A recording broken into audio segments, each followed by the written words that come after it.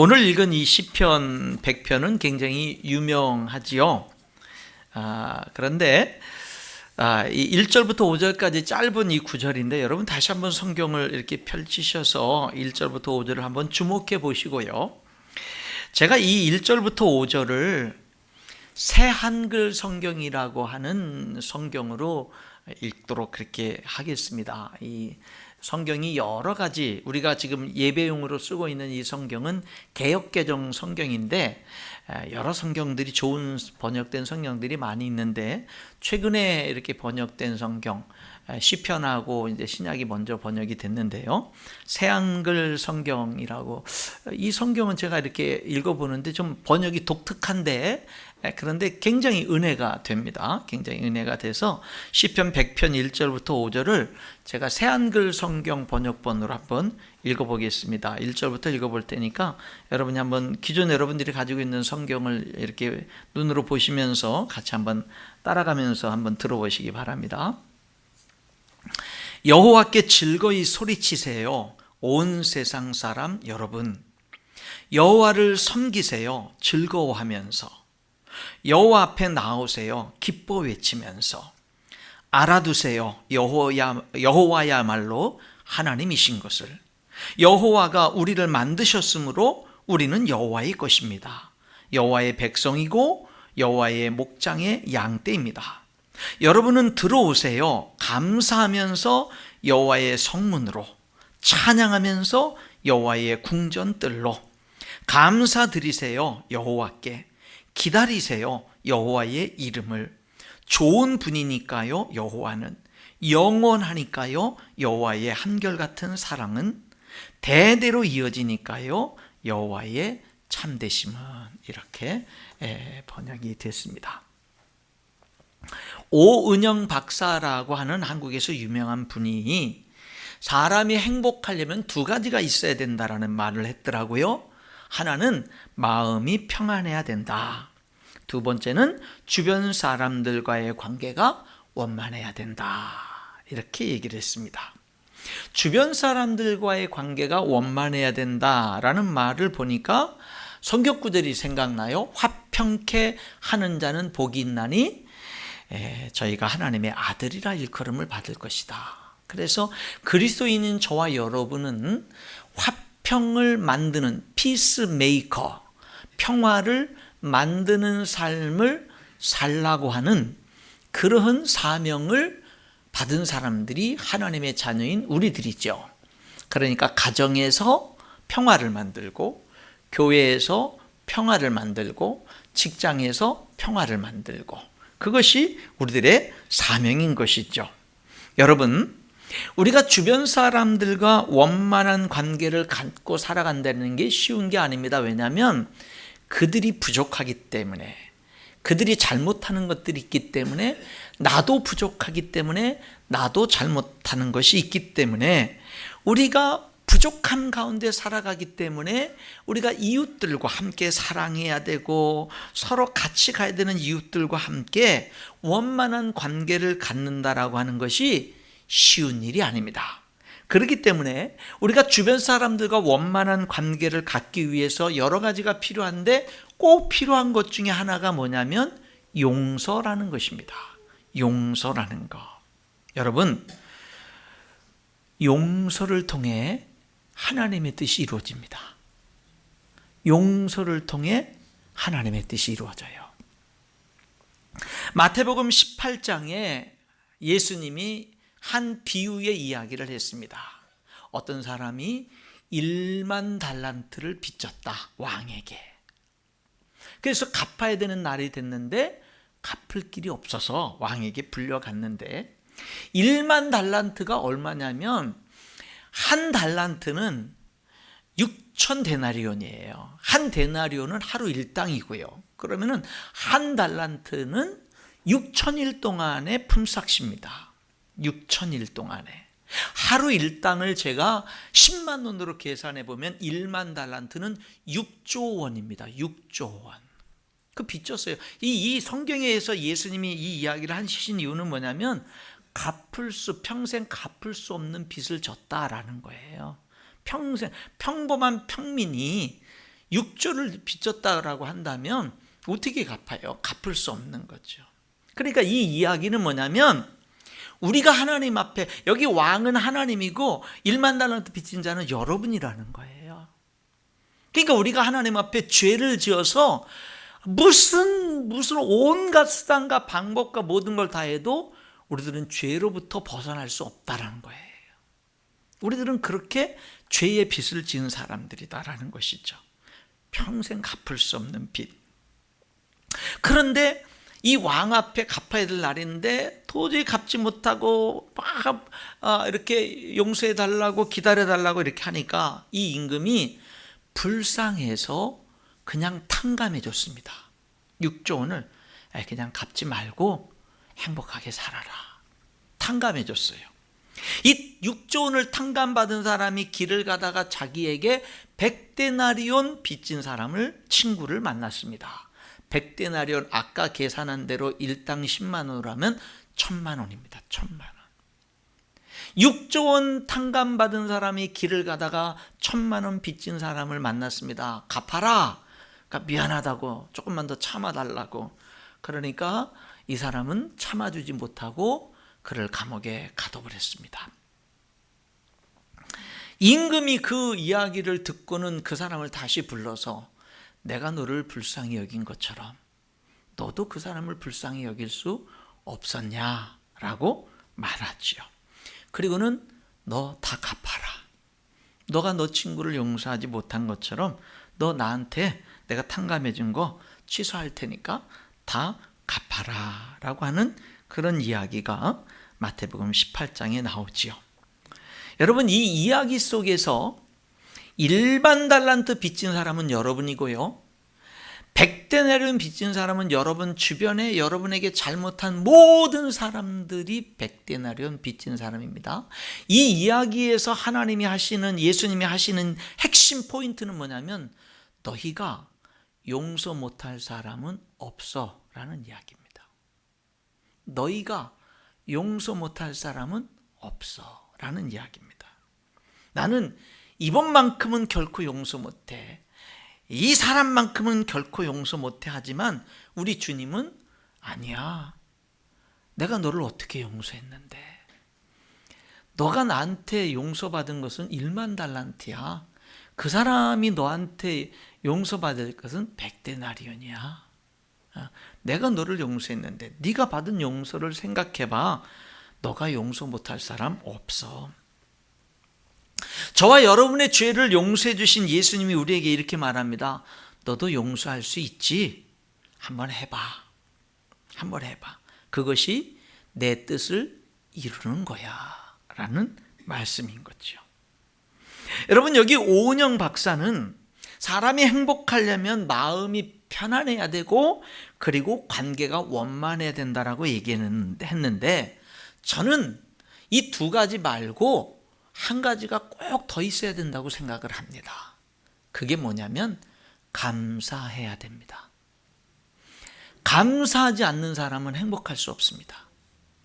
아무리 돈이 많고 아무리 삶에 문제가 없고 아무리 모든 삶 속에서 평안하고 모든 게 있어도 감사를 모르는 사람은 행복하지 못합니다. 감사할 수 있어야 됩니다. 다음 주가 추수감사주일이죠. 한 해를 돌아보면서 감사하는 절기입니다. 오늘 여기 시편 100편을 다시 보시면 4절에 감사함으로 그의 문에 들어가며 라고 말하죠. 감사함으로 그의 문에 들어간다. 여기 그의 문, 그의 문은 어떤 문일까요? 감사함으로 그의 문에 들어간다는데 그의 문은 어떤 문이냐면 하나님의 문이죠. 그러니까 여러분, 천국 문을 여는 열쇠는 감사예요. 여러분의 마음에 천국이 임해 있나요? 여러분의 지금 마음에 어떤 문제로, 어떤 실패로, 어떤 아픔으로, 어떤 상처로 여러분의 문이 닫혀 있나요? 그 문을, 여러분의 문을 무엇으로 열어요? 감사로 열면 천국이 임하는 거예요. 감사로. 여러분, 지금 여러분의 상황이 어떠하든지 간에 감사하는 은혜가 오늘 이 시간에 여러분에게 임할 수 있기를 주님의 이름으로 축원합니다. 여러분이 지금 어떤 형편, 어떤 상황, 어떤 실패, 어떤 아픔, 어떤 고통 가운데 있다 하더라도 이 시간에 하나님이 여러분의 마음속에 감사하는 마음을 주실 수 있기를 주님의 이름으로 축원합니다. 감사가 있어야 돼요. 감사가 있어야 돼요. 지금 내 상황이 어떤, 내가 자녀가 속색이고, 내가 지금 도전했던 사업이 망하고, 내가 건강을 잃었고, 내가 지금 어떤 상황이 있든지 간에 감사하는 거예요. 성경에 이런 말이 있어요. 하나님이 지으신 모든 것이 선함에 감사함으로 받으면 버릴 것이 없나니. 감사함으로 받으면 버릴 것이 없대요. 내 삶의 모든 것 속에서 감사함으로 받으면 버릴 것이 없다고 말합니다. 여러분, 감사하는 사람에게 비전이 생기고 꿈이 생깁니다. 감사할 때. 역대상 17장에 보면 다윗의 감사가 나오거든요. 왕이 돼가지고 가만히 자기 삶을 돌이켜보니까 너무 감사한 거예요. 사울왕이 자기를 죽이려고 자기를 쫓아다닌 세월이 10년이 넘어요. 그 10년이 넘는 세월을요, 광야로 도망가고 사막으로 도망가고 동굴 속으로 도망가고, 그 10년이라는 세월이 꿈이 어디 있어요? 비전이 어디 있어요? 잘 먹고 잘 사는 게 어디 있어요? 뭐가 어디 있어요? 그저 생명 부지하기 위해서 몸부림치면서 그저 오직 인생의 목적은 딱 하나예요. 살아남는 거. 오직 그것만을 위해서 산 세월이 10년이 넘어요. 그런데 오늘날 보니까요, 내가 왕이 돼 있어요. 하나님이 그 사울왕 그 가정 다 하나님이 징벌하시고, 내가 오늘날 보니까 왕이 돼 있고요, 수많은 나라들 전쟁에서 이기고요, 조공을 받고요, 내가 위대한 왕이 돼 있어요. 그걸 돌이켜 보니까 감사한 거예요. 이게 하나님의 은혜인 거예요. 나를 그 사울왕의 그 악한 손에서 나를 건져주셨고, 건져주신 것만이 아니라 이제는 내가 왕이 돼서 백향목 궁에서 내가 왕으로 살고 있는 거예요. 이게 너무 감사한 거예요. 그래서 그가 하나님께, 내가 하나님이 나에게 이와 같은 은혜를 주셨는데 너무 감사하네. 이 은혜를 내가 어떻게 갚지? 라고 이렇게 보니까 자기는 하나님이 축복해서 백향목으로 그 만든 궁에 살고 있는데 하나님의 그 법궤는 텐트 속에 있어요. 성막에 있다 이 말이에요. 그래서 이방의 우상 신전들도 화려하고 크고 엄청나게 지어졌는데 하나님의 법궤는 텐트 속에 있구나. 내가 하나님에게, 내가 너무나 감사한 이 하나님에게 그 하나님의 이름에 걸맞는 집을 지어드려야지, 성전을 지어야지 라는 마음이 든 거예요. 그러니까 감사하는 마음이 꿈을 갖게 한 거예요. 감사하는 마음이 비전을 갖게 한 거예요. 여러분, 우리가 감사하는 사람이 돼야 하나님을 위해서 꿈을 가질 수가 있어요. 비전을 가질 수가 있다고요. 그래서 다윗이 나단 선지자를 불러가지고 자기의 꿈과 비전을 얘기합니다. 하나님께 너무 감사한데 하나님의 성전을 지어드리고 싶다. 나단 선지자가 하나님 앞에 가서 이제 다윗이 이랬어요. 그러니까 하나님이 나단 선지자를 통해서 응답을 주시는데 No. 다윗이 성전 건축하는 거 내가 허락하질 않아. 그는 너무 많은 피를 흘렸어. 허락하지 않아. 그런데 그의 비전은 내가 받는다. 그의 꿈은 내가 받는다. 그래서 그의 아들 때의 성전을 건축하게 하겠다. 그리고 다윗이 내가 그에게 베푼 은혜를 깨닫고 내 집을 세워주겠다라고 했던 다윗의 그 마음을 내가 받는다. 하나님이 내가 그 마음을 받아서 내가 다윗의 집을 일으켜 주겠다. 하나님의 집을 세워주겠다고 한 다윗의 그 가문을 내가 세워주겠다. 그래서 다윗의 후손을 통해서 왕위가 계속될 것이다. 사울은 내가 버려서 그 다음 때에 그 아들 때 왕이 되지 못하게 했지만은 이 다윗의 후손들은 계속해서 왕이 되게 해주겠다. 내가 다윗의 집을 세워주겠다라고 하나님이 그 사랑의 마음을 받으시고 그 비전을 받으신 겁니다. 그 대답을 나단 선지자가 다윗에게 다시금 하나님의 뜻을 전하니까 하나님이 내가 하나님의 집을 지어드리고 싶은데 못 짓게 했잖아요. 근데 그 아들 때 짓게끔 하신다고 하잖아요. 그때부터 다윗은 뭘 하는 줄 아세요? 성전을 건축할 모든 자재들을 준비하고 모든 물질을 준비하고 모든 준비를 다 하는 거예요. 내 손으로 안 지어져도 좋아. 내 아들 때에 그 하나님의 집이 지어진다면, 이 꿈이 내 꿈이 펼쳐진다면 내 손으로 안 돼도 좋아. 다른 사람의 손으로 지어져도 좋아. 그 꿈이 이루어지기만 한다면 내가 준비하는 것으로만 동참할 수 있어도 좋아 하면서 그 자기에게 주어진 꿈이 이루어지도록 준비하는 그런 모습을 보게 되는 겁니다. 여러분, 내 삶에 임한 하나님의 은혜를 아는 거예요. 그 은혜를 깨닫는 거예요. 깨닫는 거예요. 그래서 감사는 깨달은 사람이 하는 거예요. 많이 받은 사람이 하는 거 아닙니다. 많이 가진 사람이 하는 거 아닙니다. 감사는 깨달은 사람이 하는 거예요. 그러니까 철든 사람이 하는 거예요. 감사는 철든 사람이 하는 거예요. 사람이 철들지 않으면 감사를 못해요. 철든 사람이 하는 겁니다. 내 삶에 임한 하나님의 은혜를 깨닫고 은혜를 보고 감사하고 어떻게 보답할까 하고 생각하고 나아갔더니 그것이 비전이 되는 거예요.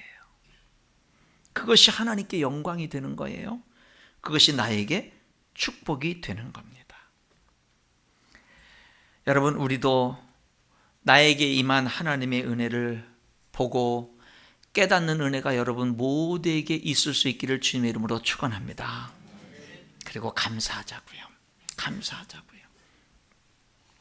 내게 임한 하나님의 은혜를 깨닫자고요. 지금 여러분들은 어떤 사람은 실패 속에, 큰 실패 속에 있을 수 있고 너무 하루하루를 살아가기 너무 힘든 가운데 지금 하루하루를 벅차게 견뎌나가면서 정말 힘들게 살아가고 있는 분도 계실 거예요. 육신의 질병, 정말 육신의 질병과 지금 치열하게 사투하면서 정말로 힘겹게 살아가는 정말로 그런 분도 계실 거예요. 자녀 때문에 정말 힘들어하는 그런 분도 계실 것이고, 남편 때문에 힘들어하는 분도 계실 것이고, 아내 때문에 힘들어하는 분도 계실 것이고, 여러 가지 이유로, 경제적인 문제로 여러 가지 문제로 힘들어하는 그런 분이 계실 거예요. 그래서 여러분들이 하루하루 지금 하루하루 살아가는 것이 너무 힘든 분이 계실 거예요. 근데 여러분에게 지금 하나님이 정말 원하시는 게 뭔지 아십니까? 감사를 찾으라는 거예요. 감사를 찾으라는 거예요. 그리고 감사하라는 거예요. 지금 감사하라는 거예요. 하나님, 나는 도저히 감사할 수 없습니다. No, 아니야. 너 지금 감사해야 돼.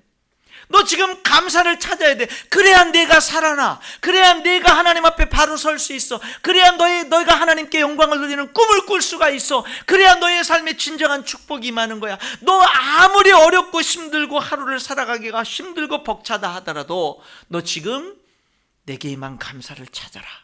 내게 임한 감사를, 하나님의 은혜를 깨달아라. 그리고 그 감사하는 자가 되라. 감사하는 자가 되라. 사랑하는 성도 여러분, 돌아오는 주일이 추수감사 주일이에요.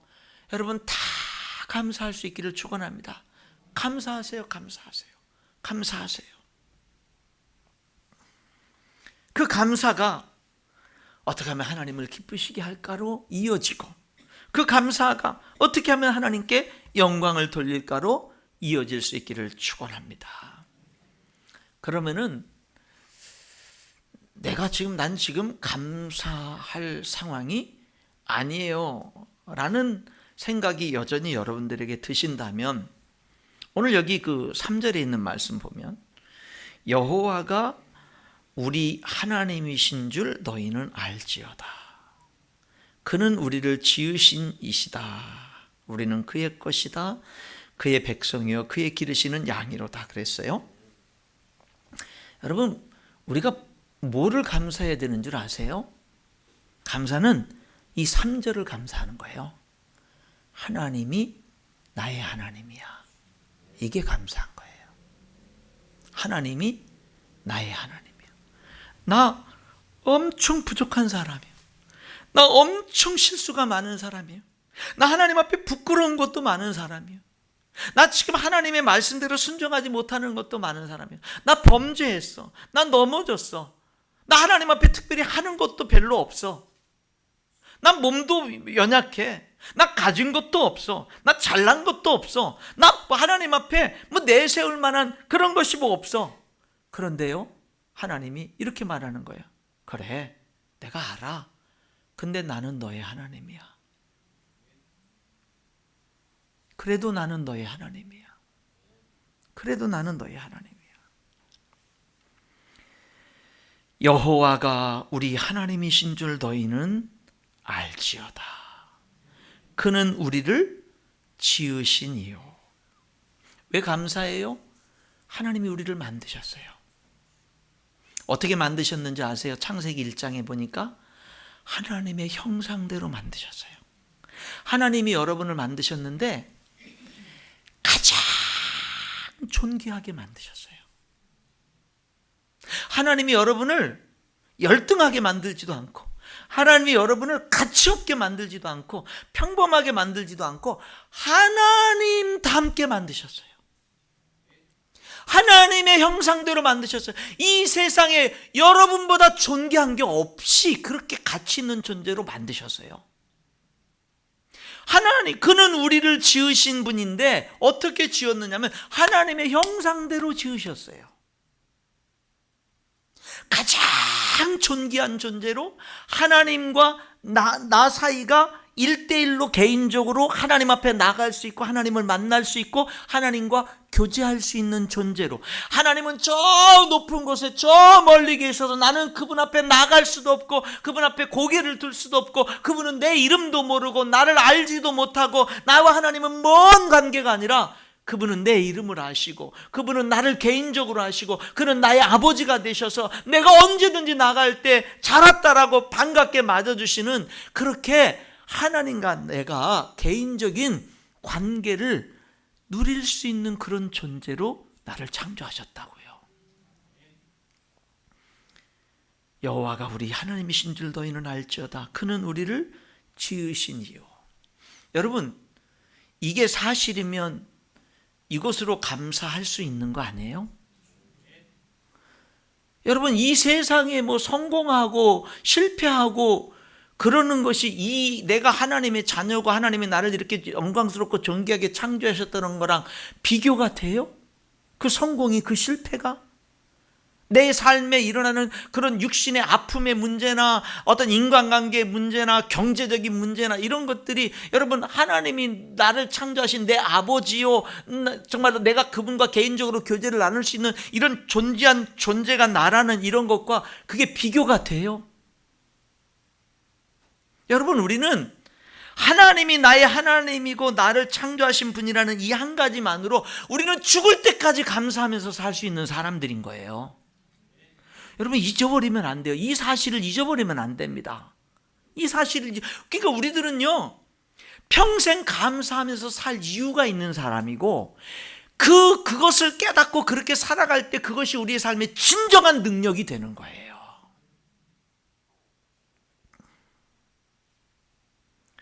그런데 아담과 하와가 타락했죠. 하나님처럼 되려고 하다가 하나님 없는 삶을 선택해서 내가 주인된 삶을 선택하고 내 맘대로 살려고 하다가 피조물인 내가 피조물이 아닌 것과 같은 삶을 선택하다가 피조물인 내가 나를 창조하신, 나를 존귀하게 창조하신 창조주 하나님을 거절하고 부인하는 그런 선택을 하다가 타락했죠. 범죄했죠. 모든 축복을 다 잃어버렸죠. 그런데 그랬더니 하나님이 독생자 예수님을 통해서 다시 찾아오셔요. 그리고 내 모든 죄 때문에 예수님이 그 모든 내 모든 죄를 다 지시고 내 죄 때문에 예수님이 대신 죽으셔요. 그리고 하나님이 내 모든 죄를 다 용서하시고 나를 다시금 하나님의 자녀로 신분을 회복시켜 주시고 나를 다시금 하나님과 1:1 교제할 수 있고 개인적으로 교제할 수 있는 사람으로 다시 회복시켜 주셨어요. 여러분, 그러면은 감사한 거 아니에요? 이거보다 더 큰 게 어디 있어요? 이거보다 더 위대한 일이 어디 있어요? 우리는 그 사실을 믿고 살잖아요. 성도 여러분, 감사할 수 있기를 축원합니다. 감사할 수 있기를 바랍니다. 여러분이 일어나는 삶의 모든 부분에 있어서 감사할 수 있어요. 우리는. 저는 이 설교를 준비하다가 찬양을 많이 불렀어요. 찬양을 많이 불렀어요. 그리고 이 말씀이 제 삶에 누리고 있는 내 모습을 보았어요. 여러분, 목회는 쉬운 게 아닙니다. 목회는 쉬운 게 아닙니다. 수많은 목사님, 사모님들이요, 목회하다가 큰 병들에 많이 걸립니다. 목회는 쉬운 게 아니에요. 그래서 저는 가장 존경하는 분들 가운데 하나가 뭐냐면 그 은퇴할 때까지 목회의 길을 잘 달려가신 분들이 존경스러워요. 많은 성도들이 있었던, 적은 성도들이 있었던 그런 거 상관없이 끝까지 달려간 길, 그분들이 존경스럽고 감사합니다. 여러분, 쉬운 일이 아니거든요. 근데 찬양이 있는 거예요. 감사가 있는 거예요. 하나님이 이제 신학교의 운영에 대한 엄청난 그 사명을 주셨는데, 그거요, 생각만 해도 어깨가 눌리는 겁니다. 여러분, 축하한다는 분들이 많이 있는데 그거 축하할 일이 아니고요, 기도해 주셔야 될 일입니다. 요즘에 신학교가요, 어렵습니다. 어려워요. 정말 어려운 가운데 경영이 되거든요. 그러니까 그런 일을 5년 동안 이제 감당을 해야 되는 건데, 그거는요, 기도가 많이 필요한 일입니다. 생각만 해도 어깨가 눌리는 일이거든요. 근데 여러분, 제가 새벽마다 이 강단에서 무릎을 꿇고 이제 기도를 하잖아요. 근데 감사한 거예요. 감사한 거예요. 나의 약함에 그리스도의 능력이 머물고 내가 약할 그때 곧 강함이라. 이 말씀을 믿거든요. 그 말씀 붙들고 기도하는 거예요. 그러니까 내 삶에 뭐가 있는 거냐면 감사가 있는 거예요. 어떤 문제들이 생기면 잠시 힘들어하지만 이내 뭐 하는 줄 아세요? 이내 잠시 힘들어하고 뭐 벅차고 막 몸부림을 치기도 하지만 이내 뭐를 하냐면 감사하는 거예요. 이내 뭐 하는 거냐면 찬양하는 거예요. 그 감사와 찬양은 환경이 변해서 오는 거 아니에요. 사람들이 변해서 오는 거 아니에요. 다 문제투성이로 있고 다 그 어떤 그 일거리 투성이로 있어도 하나님과의 관계 속에서 감사가 오는 거예요. 하나님과의 관계 속에서 힘이 오는 거예요. 하나님과의 관계 속에서 찬양하는 거예요. 여러분, 이렇게 좋으신 하나님을 아버지라고 부르면서 살 수 있는 거, 여러분, 그것으로 우리는 충분히 감사하면서 살 수 있는 줄 믿습니다. 이렇게 하나님이요, 우리를 존귀하게 창조하셨고 타락한 우리를 다시금 모든 걸 회복시켜 주셔서 감사한데, 근데요, 하나님은 또 뭐냐? 이 세상에 사는 동안에 우리와 함께 하셔요. 그리고 우리의 기도를 들어주셔요. 우리가 당하는 환난과 고난과 어려움과 실패도 합력하여 선을 이루게 하셔요. 그래서 다윗은 고난당한 것이 내게 유익이라, 이로써 내가 주의 윤례를 배우게 되었나이다 라는 고백을 하는 거예요. 그리고 하나님은 결국에 이 세상 100여 년이 안 되는 이 짧은 이 세상 삶이 마치면 우리를 영원한 하나님의 나라 천국으로 인도하시는 거예요. 여러분, 하나님은 우리를 완벽하게 사랑하셔요. 우리를 완전하게 인도하셔요. 여러분들은 천국의 축복이 보장된 삶을 사는 사람들입니다. 어찌 감사하지 않을 수가 있어요? 오늘 우리들이 천국을 향해서 나아가는 우리들의 그 삶에는 넘어짐도 있고 실패도 있고 아픔도 있고 여러 가지가 있지만, 근데 결국에는 뭐예요? 천국의 영광이 보장돼 있어요. 보장돼 있어요. 여러분, 감사는요, 깨닫는 사람이 하는 겁니다. 감사는요, 환경에서 오는 감사는 있다 없다 되고, 사람 때문에 오는 감사는 있다 없다 그 참된 감사가 아니에요. 진정한 감사는 끊임없이 감사하고 변함없이 감사되고 흔들리지 않는 감사예요. 그것은 하나님으로부터 오는 거예요. 이미 주어진 거예요.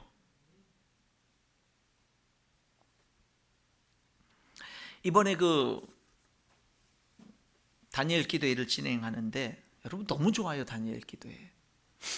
여러분 참석하셔요. 다니엘 기도회. 이 다니엘 기도회가요, 제가 우리 교회에서 다니엘 기도를 1년에 한 번씩 이렇게 3주 동안 우리 교회에서 하는 이유가 있어요. 그냥 남들이 하니까 하는 거 아닙니다. 저는 이 다니엘 기도를 하는 이유가 있어요. 그건 뭐냐면 다니엘 기도를 통해서 우리 성도들의 지경이 넓혀질 수 있기 때문에 하는 거예요. 성도들이 크신, 내가 믿는 하나님이 크신 하나님이구나라는 것을 깊이 있게 깨달을 수 있고 도전받을 수 있는 시간이 다니엘 기도예요.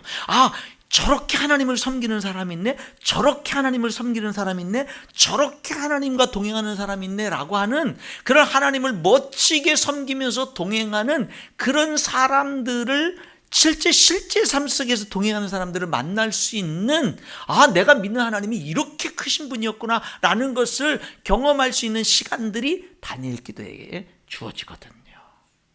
그렇게 하나님과 멋지게 동행한 사람들을 찾아내서 그런 사람들이 강사로 세워서 해나가는 이 엄청난 축복이 있기 때문에 우리 성도들이 너희들이 믿는 하나님이 얼마나 크신 하나님인지를 알라라고 하는 이 하나님의 간절한 메시지를 우리 성도들이 듣기를 원해서, 알기를 원해서 다니엘 기도를 하는 거예요. 그래서 하는 거예요. 만약에 도저히 참여하기 어려운 분들은 개인적으로 유튜브에 틀어놓고 하세요. 지난 것들도 있는데 매일같이 할 수가 있어요. 그런데 할 수 있는 한 집에서 편하게 이렇게 하는 것보단 교회 와서 예배하면서 다니엘 기도에 참여하는 게 훨씬 좋아요. 그 다니엘 기도회의 한 강사가 쭉 하는 가운데 이런 얘기를 했어요. 분별력에 대해서 설명했어요. 그리스도인에게 분별력은 뭐냐? 어느 것이 옳으냐 그르냐를 분별하는 능력. 그게 분별력이 아니고, 그리스도인에게 분별력은 어떤 어려움 속에서도 하나님의 선하심을 믿고 그 길을 찾는 것. 어떤 어려움 속에서도 그래도 하나님은 선하신 분이야 라고 외치고 그 선하신 길을 찾는 것. 어떤 어려움 속에서도 하나님의 선하심을 믿고 그 선한 길을 찾는 것. 그게 분별력이다 라는 말을 했어요. 저는 그 말에 공감을 했습니다. 사랑하는 성도 여러분, 우리 선배 목사님 가운데 목회를 수십 년 하다가 너무 힘들어서 목회를 그만둔 분이 계셔요. 교회 문을 닫았어요. 그리고 몇 년이 흐른 후에 이 목사님이 교회를 다시 시작했어요.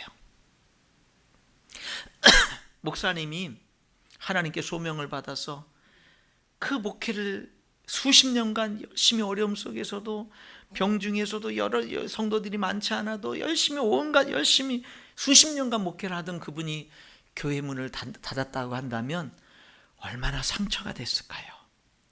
얼마나 그 마음이 아팠을까요?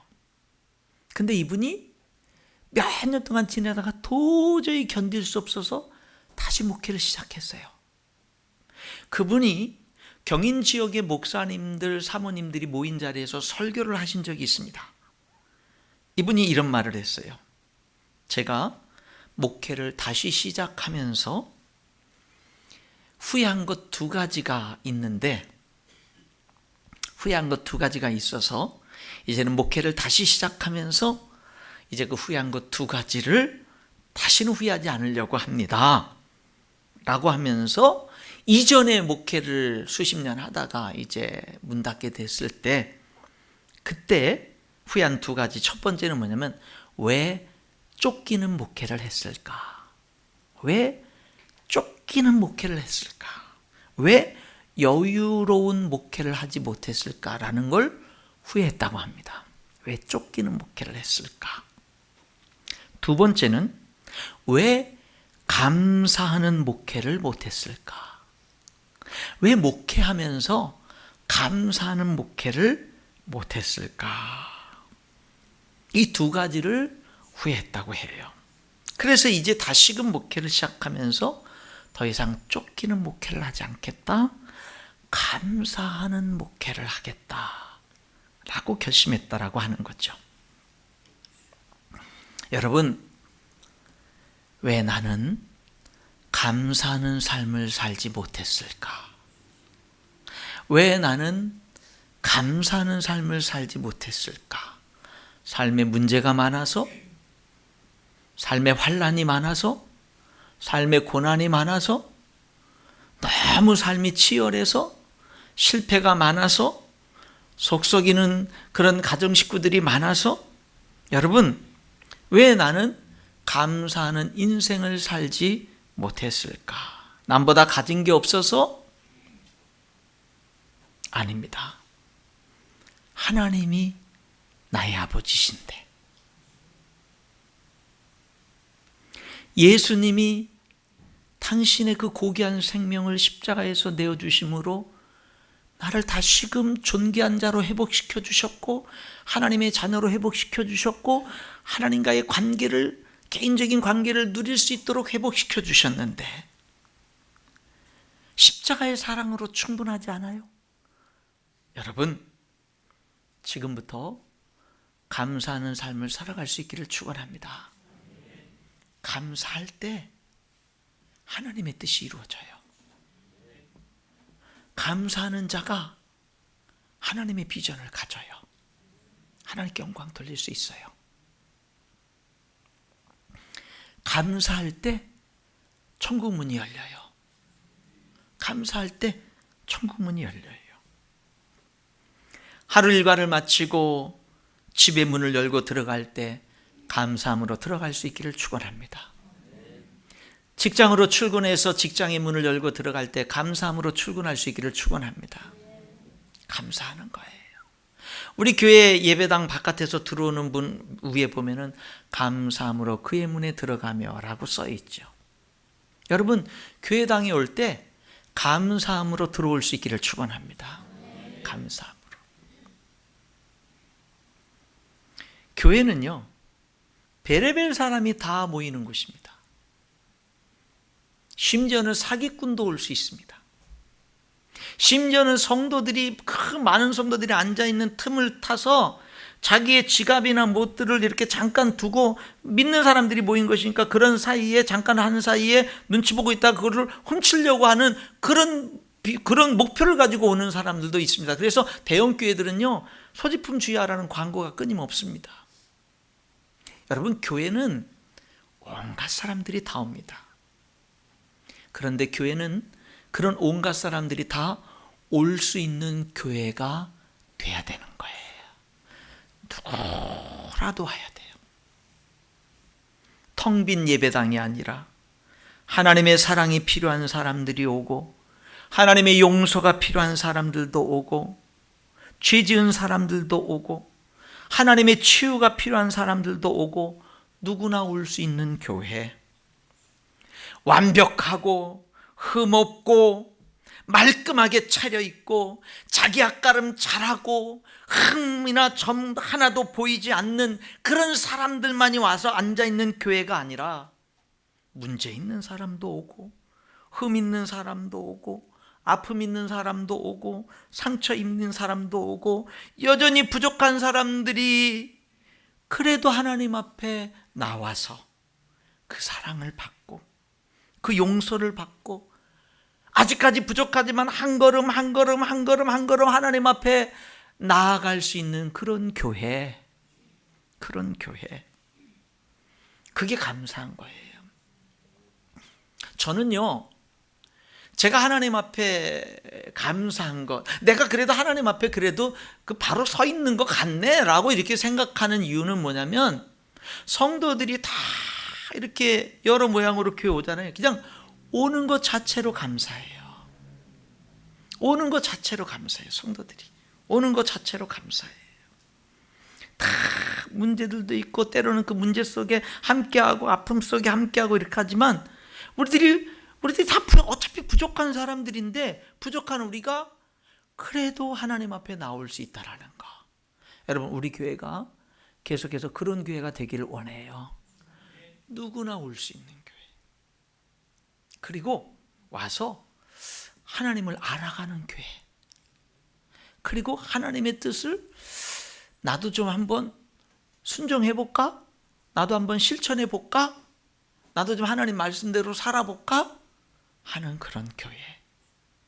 하나님의 자녀로 성장해가는 것이 더디지만 그래도 뭔가 한 걸음 한 걸음 변화되어지고 한 걸음 한 걸음 이렇게 성장해 나가는 교회.